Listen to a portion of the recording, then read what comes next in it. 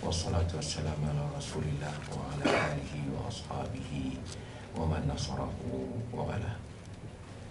Assalamualaikum warahmatullahi wabarakatuh. Yang mulia saudara Kursi Majlis yang merangkap, Saudara Setiausaha Agung Sekretariat Himpunan Ulama Rantau Asia, Saudara Azmi Abdul Hamid yang juga selaku Presiden MAPIM, Presiden Trust, dan banyak lagi saya pun tak ingat yang kita hormati pimpinan Kesatuan Ulama Sedunia Penajaan, bagian Penajaan, Ustaz Sama Awang, Fadil Sama Awang, dan sahabat-sahabat yang kita hormati, ahli panel forum Profesor Dr. Kamil Abdul Majid, juga Ustaz Haji Awang, Saudara Muhyiddin yang akan memberikan beberapa pengisian, para pimpinan wadah-wadah Islam yang hadir pada pagi ini.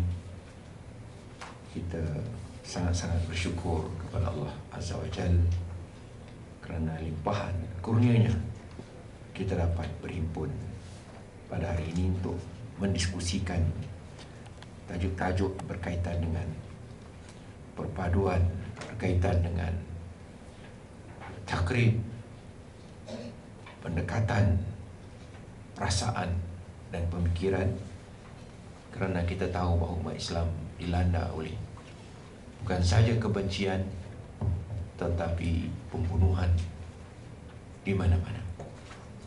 Hari-hari sekian ratus atau ribu yang mati di Iraq, di Syria, di Somalia, di Yaman, dan di berbagai tempat lagi. Nasib malang menimpa termasuk umat Islam di Mesir.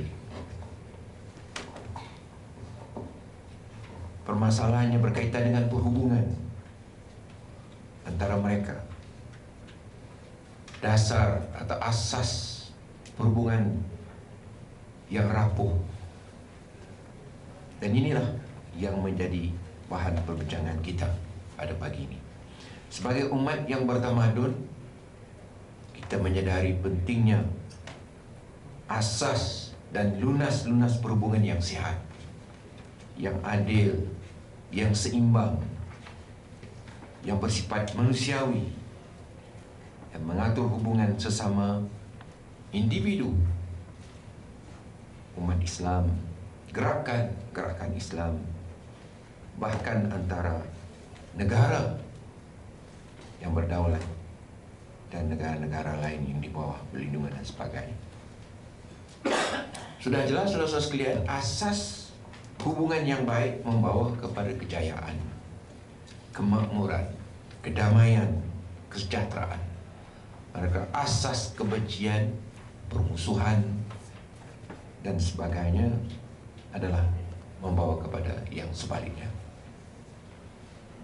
Sebab itu asas hubungan yang mengukuhkan persaudaraan ini merupakan nikmat Allah dan rahmat Allah kepada kita. Allah berfirman, "Wadhkuru ni'matallahi 'alaikum idh kuntum a'daan fa'alafa baina qulubikum fa'asbahtum bi ni'matihi ikhwana." Ingatlah nikmat Allah kepada kamu ketika mana kamu bermusuhan pada satu masa dahulu, lalu dimasrakannya hati sesama kamu. Akhirnya kamu menjadi bersaudara dengan nikmat kurniaannya. Nikmat persaudaraan sesama orang beriman, di mana yang kita tahu telah direnggut oleh Allah Azza wa Jalla bila mereka menyimpang, menyeleneh dan menyeleweng, serta tidak menyempurnakan sebahagian daripada amanat pesanan Allah Azza wa Jalla. Ini jelas yang tersebut dalam surah Al-Ma'idah ayat 14. Wa minal ladzina qalu inna nasara akhadna mitsaqahum fanasu hadzan mimma dzukiru bihi fa aghrayna bainahumul adawata wal baghdha'a ila yaumil qiyamah wa sawfa yunabbi'uhumullahu bima kanu yasna'un. kalangan mereka yang mengaku bahawa mereka Nasrani, kami ambil janji setia mereka. Namun mereka melupakan sebahagian dari pesanan itu, sebahagian daripada peringatan kami. Lalu kami sebarkan permusuhan dan kebencian di kalangan mereka sampai hari kiamat. Kelak Allah akan huraikan kesan perbuatan buruk mereka itu di hari kiamat kepada mereka. Jadi saudara sekalian, rasa kebencian dan permusuhan disebabkan oleh banyak faktor. Dan akhir-akhir ini faktor politik memarakkan lagi. Oleh itu, kita perlu menelaah apakah bentuk peninggalan sebahagian daripada pesanan ajaran Allah ini. Sebab umat Islam perlu memenuhi setiap tuntutan ajaran Allah demi mengelakkan resiko meratanya kebencian sesama sendiri, seperti yang telah menimpa Ahlul Kitab yang silam. Ada yang dimurkai, ada yang dilaknat, dan ada pula yang sesat. Saudara, ini disebutkan di dalam Al-Quran bagaimana hal-hal ini akan berlaku apabila manusia tidak mematuhi manhaj yang unggul yang telah ditanzilkan kepada mereka. Wala takunu kalladzina tafarraqu wa ikhtalafu min ba'di ma ja'ahumul bayyinat wa ulaika lahum 'adzabun 'azim. Jangan kamu menjadi seperti golongan yang berpecah belah dan bertelingkah setelah datang kepada mereka petunjuk keterangan Allah. Golongan itu bakal mendapat seksa yang dahsyat. Mereka yang memilih jalan untuk memutuskan hubungan silaturahim, menghancurkan benteng perpaduan dan persaudaraan, mereka akan mendapat seksa yang sangat pedih, dijelaskan oleh Allah Azza wa Jalla.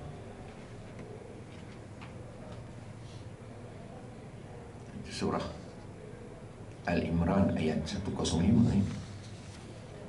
Jadi saudara sekalian, sebagai pendakwah dan sebagai pemimpin gerakan Islam, sudah pasti kita wajib memikul amanah Allah. Dan amanah yang kita pikul itu bukan satu perkara. Ianya merangkum berbagai dimensi, berbagai aspek. Aspek pemerintahan, aspek pendidikan, aspek dakwah, ekonomi, teknologi, jihad, dan lain-lain. Ini bukan satu perkara yang kecil. Ini sangat-sangat besar dan sangat luas. Jadi kita perlu bersama. Kalau musuh kita memiliki pusat-pusat kajian strategik yang begitu hebat dan besar, Center of Crisis, World Crisis, pusat kajian krisis ini, ratusan cabangnya, cawangannya, jutaan dolar, 24,000 atau juta dolar khusus bajet untuk 2014.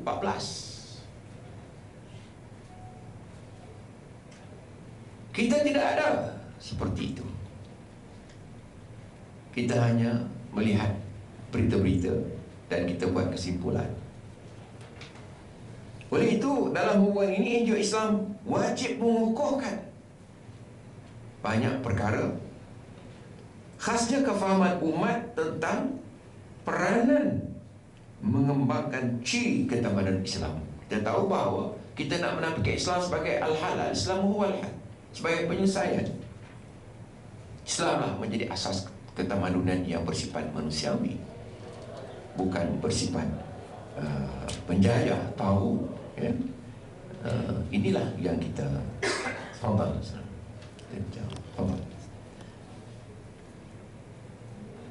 Jadi aspek ketamadunan ini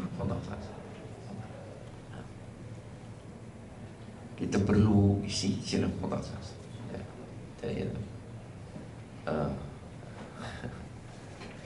sahabat kita sudah sampai daripada saya difahamkan daripada England. Sila.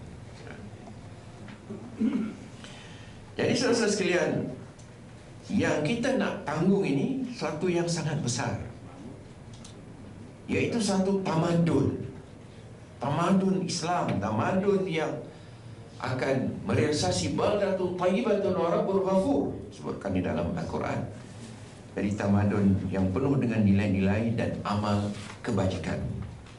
Ciri-ciri ini antara lain merangkum peranan membangun akidah yang sejajar dengan fitrah. Ini disebutkan oleh Syekh Yusuf Al-Qaradawi dalam kitab beliau Hajatul Bashariyah ila Risalatil Hadariyah li ummatina. Ya, keperluan manusia kepada misi peradaban, ketamadunan, ya, umat kita. Jadi apa yang perlu kita perkokoh sesama sendiri ini bersama kepimpinan, akidah yang sejajar dengan fitrah. Akidah kita sejajar dengan fitrah. Kita tidak menghalang orang untuk berumah tangga, tapi dalam konteks Kristianiti, barangkali untuk menjadi pendeta kita tak dibolehkan kahwin dan sebagainya. Tentu jangan dengan fitrah. Risalatul Aqidah al-Muwafaqah lil Fitrah, ibadah yang melonjakkan pembangunan, bukan ibadah yang mandul, ya, untuk menghabiskan sekian bacaan dan tidak ada hasil. Risalatul Ibadah ad-Dafi'ah lil Ammar atau lil Ammar, kemakmuran. Akal yang dibimbing oleh wahyu, Risalatul Aql al-Muhtadi atau al-Muhtada bil wahyu. Al-Muhtada atau bil-Muhtadi, ya. Boleh dua-dua saja. Kita ada pakar bahasa Arab, Presiden Persatuan Bahasa Arab, Ustaz Mahmud Abdul, terkenal, ya. Ini pribadi nasional. Bila musim musabaqah, biasa beliau akan hari tampil di TV kita. Ilmu yang diiringi oleh keimanan, ya. Iman yang diiringi oleh amal, amal yang beriringan dengan dakwah. Dunia ini bangun dan siapkan untuk menghadapi akhirat, bukan dunia ini bangun untuk menghabiskan tenaga dan umur. Risalah dunia al-mu'adda lil akhirah, membangun fizikal yang dibimbing oleh spiritual, membangun kekuatan yang mempertahankan kebenaran. Risalatul quwwah al-mudafi' 'anil haqq, Risalatul mal salih lil mar' salih, Risalatul huquq al-mutawazinah ma'al wajibat, ya. Misi memperjuangkan hak samping menunaikan tanggungjawab. Risalatul hurriyah al-khadimah lil fadilah, misi kebebasan yang menunjangi keutamaan. Ini misi kita, misi Islam. Risalatul akhlaq al-murtaqiyah bil insan, akhlak yang meningkatkan kualiti keinsanan sehingga dia menjadi insan dan bukan binatang, buaya atau lembu. Melahirkan individu yang tertib dalam lingkungan keluarga dan masyarakat, di mana kita mengiktiraf institusi keluarga dan masyarakat. Risalatul fard al-muntazam fi usratin wa mujtama, misi individu yang tertib dalam lingkungan keluarga dan masyarakat. Dan kita memperakui institusi keluarga, institusi masyarakat, membela masyarakat majoriti yang tidak mengabaikan pembelaan terhadap minoriti. Risalatul mujtama alladhi la yatgha 'ala al-afrad, membangun rakyat yang berfikiran terbuka dengan pengalaman positif dunia. Risalatul ummah al-munfatihah 'ala al-alam, membentuk negara yang membela dan menegakkan agama. Risalatul daulah al-muqimah lid-din, risalah menubatkan syariah yang mempertahankan kepentingan umat. Satu tashri' al-muhaqqiq lil masalih. Akhirnya ditugaskan oleh Syekh Yusuf Qaradawi menegakkan keadilan dengan meningkatkan kebudayaan ihsan dan kasih sayang, Risalatul Adl Mu'ayyad bil Ihsan, dan Risalatul Fard al-Multazim bil Qiyam, mengembangkan seni yang beriltizam kepada nilai-nilai moral dan spiritual. Ini dalam konteks peranan gerakan Islam untuk merealisasi ciri-ciri peradaban Islam, yang tentunya setiap satu ini akan boleh dicapahkan, bercapah kepada berbagai-bagai penjelasan yang detail.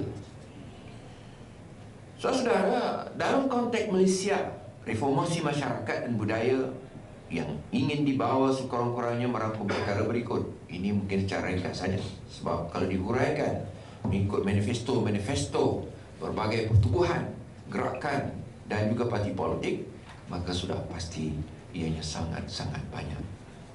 Tapi kita rumuskan di sini. Pertama, merealisasi budaya rabbani dan kepekaan hidup beragama dalam masyarakat dan negara. Jadi sisi berusaha untuk menafikan ciri Islamnya Mesir, tetapi dia ditentang oleh seluruh rakyat Mesir hari ini. Ya. Menjaga dan melindungi piawai tata kelakuan umum dan memperkasa institusi sosial dan madani seperti sekolah, masjid dan sebagainya. Kita tidak boleh kerana untuk mengelakkan guru-guru ni bercakap mengenai politik, maka kita bebankan mereka dengan berbagai-bagai kerja-kerja yang tak sepatutnya dibuat oleh guru, menimbulkan keresahan guru-guru umpamanya. Membela institusi keluarga, merangkum wanita, belia, kanak-kanak dan golongan cacat. Memerangi jenayah, bukan memerangi jenayah, kejahatan dan maksiat. Tak maaf, memarang maknanya diparang, ya. Menegakkan sistem hisbah, iaitu amar ma'ruf nahi munkar. Mengukuhkan keadilan sosial, menyediakan peluang pekerjaan untuk mencari sara hidup dalam keadaan semuanya naik, barang naik, minyak naik, semua naik, harga getah turun. Ya. Mereformasikan institusi kepolisian, institusi kepolisian yang sangat penting direformasi. Jika tidak, dia tidak akan menjadi keselamatan, dia akan menghancurkan lagi umat. Mahkamah dan pentadbiran negara untuk mencapai taraf good governance. Mereformasikan sistem undang-undang negara. Undang-undang bukan untuk mereka yang berkuasa, undang-undang mesti untuk kepentingan rakyat. Meningkatkan kualiti sistem pelaksanaan pendidikan, melindungi dan meningkatkan kesihatan awam, mewujudkan institusi media yang profesional, adil, seimbang dan beretika. Kita tahu bagaimana media ini disalahgunakan di Mesir sehingga menjijikkan dan menyebabkan orang hampir mau muntah kerana menyatakan perkara-perkara yang sangat tidak masuk akal terhadap umat Islam dan rakyat Mesir yang merdeka. Menggalakkan kegiatan dan membangun institusi seni yang beradab dan berorientasikan agama. Islam bukan agama yang anti seni, kita tahu. Menyusun program pelancongan yang sihat dan berdaya maju dan lain-lain. Islam juga prihatin terhadap hubungan antara bangsa. Masyarakat yang punah rana, hancur lebur, masing-masing meledakkan satu sama lain, mengebom satu sama lain, membenci satu sama lain. Bagaimana mengundang para pelancong? Tidak akan ada yang mahu datang. Dan akhirnya kita menjadi miskin, apa kedana, menjadi pemohon, peminta sedekah.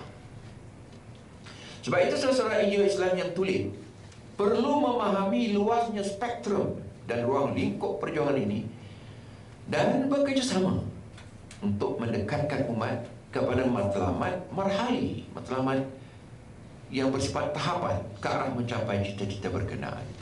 Kita mungkin tidak boleh capai sekaligus, tapi kita mungkin boleh mendekati, ya, secara bertahap ke peringkat yang kita ingin sampai. Yang jelas, untuk mencapai cita-cita dan hasrat yang begitu besar, saudara sekalian, kita perlu memiliki seluruh ciri dan tuntutan keimanan Islam, ciri insaniah. kemanusiaan. Kegagalan menepati tuntutan iman akan mendorong kita membuat kesalahan yang mencari perjanjian kita dengan Allah Azza wa Jalla. Mitsaq, janji Allah yang telah diambil daripada kita ialah kita melaksanakan segala bentuk-bentuk kedamaian. As-salam, al-islam, as-silm. Ya ayyuhallazina amanu dukhulu fis-silmi kaffah. Hai orang beriman, masuklah Islam secara menyeluruh. Wala tattabi'u khutuwati syaitan. Jangan kamu ikut jejak langkah syaitan. Innahu lakum aduwwun mubin. Syaitan itu musuh yang nyata. Mengapa media kita, akhbar kita, TV kita mau, bahkan khutbah, mau menimbulkan kebencian kepada sekian besar umat, jutaan, 300 juta yang barangkali bermazhab Syiah di berbagai negara. Mengapa kita nak mewujudkan suatu suasana sedemikian? Kita boleh menghukum orang yang salah, kita boleh menghukum orang yang kafir, tetapi kita tidak berhak untuk mengajak dan menambah kebencian sesama umat walaupun berbeza mazhab. Dalam surah kita tengok di sini, kegagalan menepati tuntutan iman akan mendorong kita ke kesalahan mencari perjanjian kita dengan Allah, dan ini mengundang kutukan Allah seperti mana disebutkan oleh Allah dalam surah yang sama ayat 14, fabima naqdihim mitsaqahum la'annahum wa ja'alna qulubahum qasiyatan yuharrifuna al-kalima an mawadhi'i wa nasu haddan mimma dhukiru bih wa la tazalu tattali'u ala kha'inatin minhum illa qalilan minhum.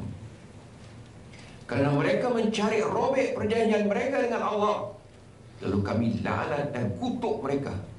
Kami jadikan hati mereka keras membatu. Mereka sampai menukar ganti firman kami sehingga menjadi lain dari asalnya. Mereka melupakan sebahagian daripada peringatan kami.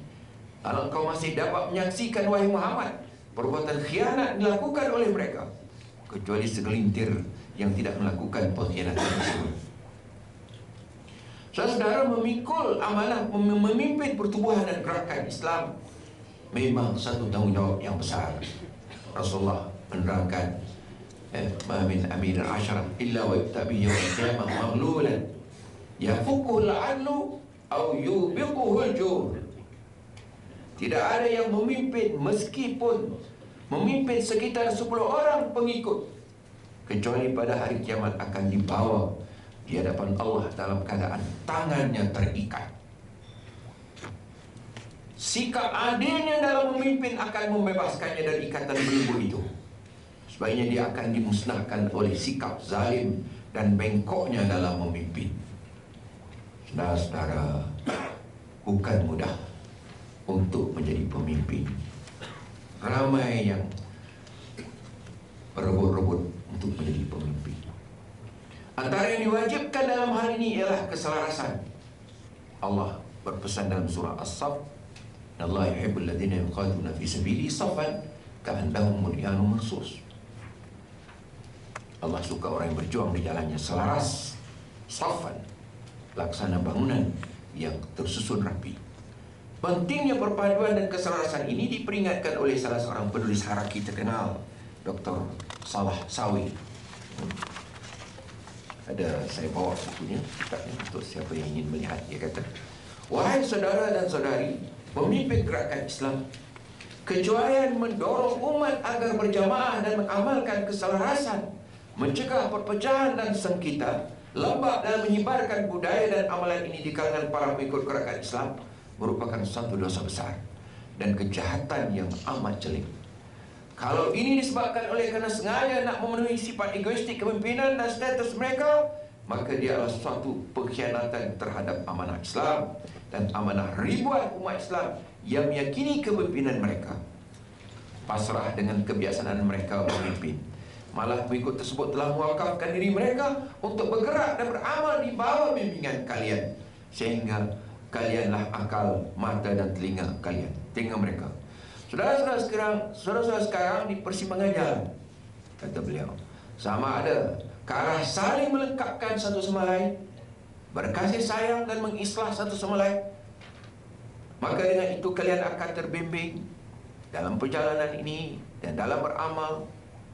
Dunia akhirnya akan berputar dan kamu kembali berjaya, menunjukkan keunggulan kamu sebagai umat Islam, khairu ummatin ukhrijat linnas, atau sebaliknya kamu akan saling mengecohi satu sama lain, berbalah, bertikai sehingga merosakkan satu sama lain. Dengan demikian kamu kehilangan keabsahan memimpin, keabsahan haraki, dan kerja-kerja haraki yang akhirnya berubah menjadi usaha memecah belah dan melemahkan umat. Dalam konteks ini Allah berfirman, surah Ibrahim ayat 19 dan 20, "Iyasha yuzhibkum wa ya'ti bi khalqin jadid."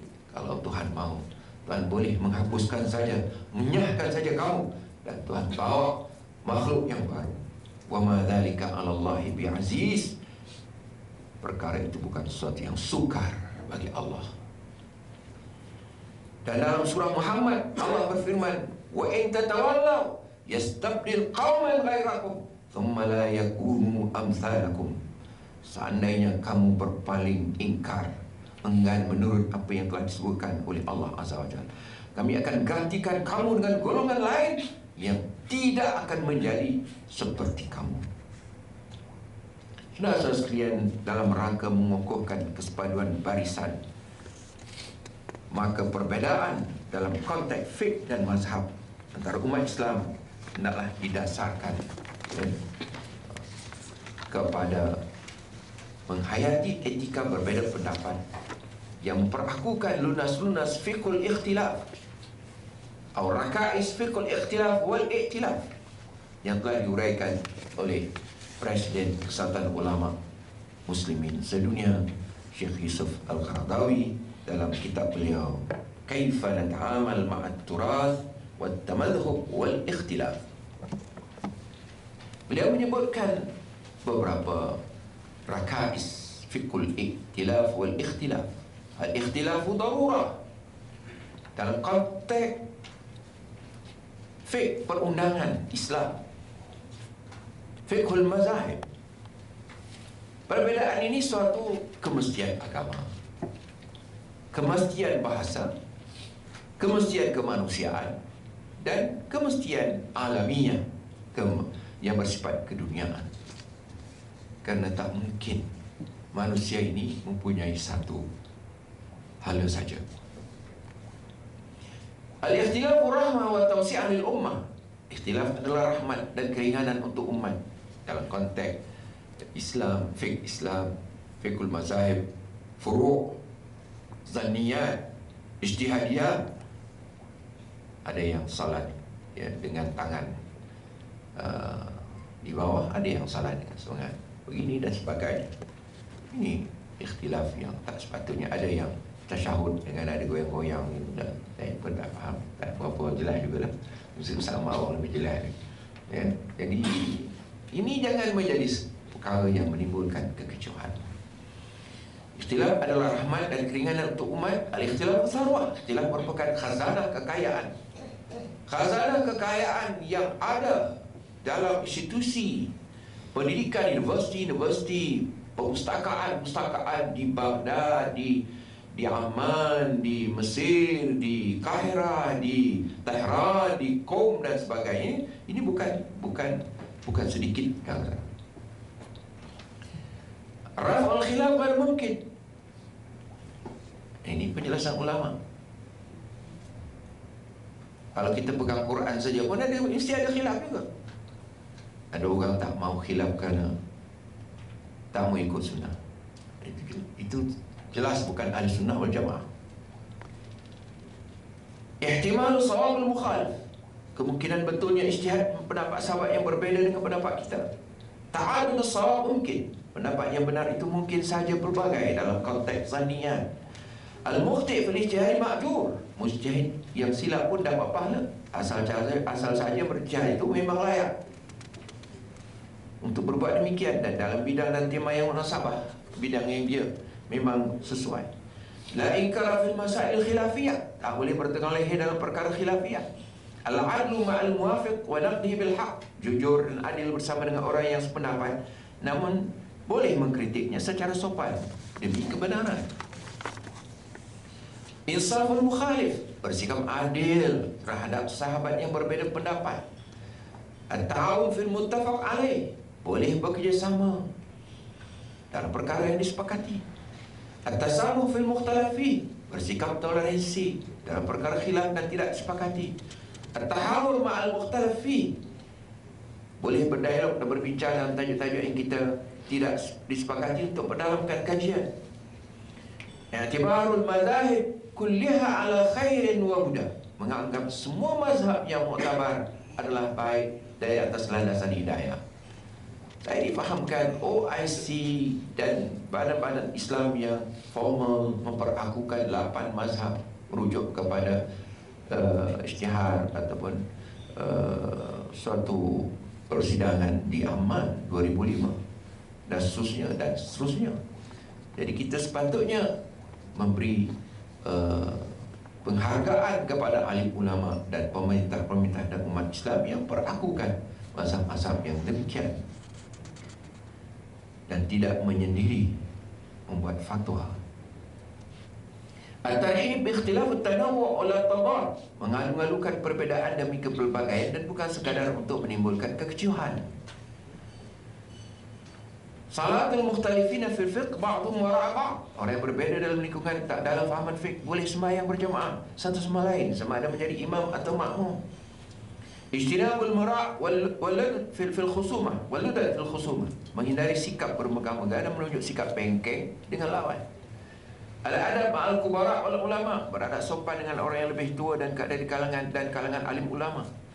At-tahdhir min at-ta'sim wat tafsir, balah takfir, mengelakkan diri dari menuduh seorang mukhalif itu sebagai melakukan dosa fasik dan apatah lagi mengkafirkan mereka. Sebaliknya berusaha, saudara sekalian, sebaliknya berusaha lebih untuk membangun kemantapan ilmu melalui persefahaman dan ukhuwah Islamiyah yang telah dianjurkan oleh Allah Azza wa Jalla. Dia adalah dasar umum yang boleh disepakati bersama oleh umat yang punya satu kiblat. Tetapi kalau kesatuan dalam satu barisan itu saudara tak dapat dicapai, sekurang-kurangnya kerja-kerja yang selaras dapat dicapai dengan mekanisme dan rancangan yang tersusun rapi dan tidak saling mencantas satu sama lain dan menjadi alat musuh untuk menggagalkan perjuangan Islam itu sendiri, dan umat Islam memerlukan pembelaan dalam berbagai bidang hidup, berbagai bidang kehidupan. Kalau setiap NGO menggarap satu bidang khusus, maka ini lebih memudahkan umat mencapai cita-cita ketamadudannya. Musuh perjuangan Islam juga mencipta badan-badan yang mainkan peranan yang dikehendakinya. Sebab itu kita tidak harus terperangkap dengan jebak-jebak yang diatur oleh musuh perjuangan Islam. Tadi dah disebutkan dalam ucapan pendahuluan, dalam ucapan saudara Azmi dan bacaan tentang piagam sejagat, bagaimana musuh-musuh berusaha siang malam dengan berbagai alat jentera, ahli fikir, profesor yang botak dan tak botaknya untuk menghasilkan berbagai-bagai teknik dan kaedah menghancurkan Sunni, Syiah, Sunni, Syiah dan Melayu, Jawa, Arab. Ini sangat-sangat dahsyat, bukan sedikit, ya. Jadi untuk memantapkan kerjasama dan persefahaman antara NGO Islam yang aktif di negara kita ini, maka insya-Allah dalam kesempatan ini, ya, mungkin kita boleh memperakukan manifesto ataupun piagam persaudaraan Islam sejagat telah dibacakan tadi, yang telah disepakati oleh ulama-ulama sebelum ini dan persidangan-persidangan mereka, dan juga barangkali, ya, kita boleh menyetujui suatu piagam solidariti dan kerjasama antara wadah-wadah Islam, ya, di peringkat mutakhir pertemuan kita pada hari ini. Saudara-saudara sekalian, marilah kita jadikan hari ini hari yang bersejarah untuk kita demi Allah dan untuk gerakan kita. Mari kita bersepakat menerima pakai piagam perpaduan umat sejagat yang telah dibacakan tadi, piagam solidariti antara sesama kita, dan memulakan satu era yang membawa perubahan menyeluruh dan value demi menjayakan cita-cita umat Islam dan rakyat kita, rakyat Malaysia. Mari kita elakkan bertelingkah sehingga menyebabkan kegagalan yang menyolok, sehingga hilang keharuman nama baik dan reputasi cemerlang umat Islam yang kita semuanya sanjung.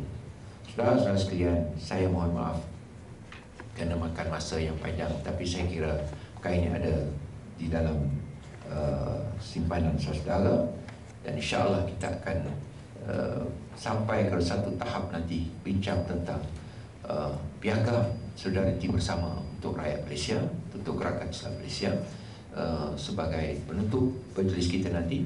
Inilah dia buah tangan kita untuk masyarakat dan negara. Saya ucapkan terima kasih kepada saudara, khasnya sahibna min Ba'i, min Ingiltera, semi'at imam di Ingiltera, masjid di sana, dan juga beliau barangkali juga daripada KOM, ya, tapi sangat lama di peringkat antarabangsa dan beliau menguasai bahasa internasional. Jadi saudara sekalian, dan juga kita menghargai kehadiran pengurusi kebudayaan Islam Iran di Malaysia, saudara Dr. Ali Akbar, yang seorang yang sangat arif tentang Malaysia dan juga pernah menjadi tenaga pengajar di UAE, ya, dan seorang yang mengetahui hubungan baik Malaysia dan Iran.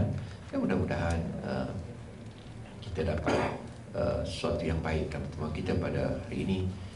Saya ucapkan sekali lagi terima kasih. Wabillahi taufiq. Assalamualaikum warahmatullahi wabarakatuh.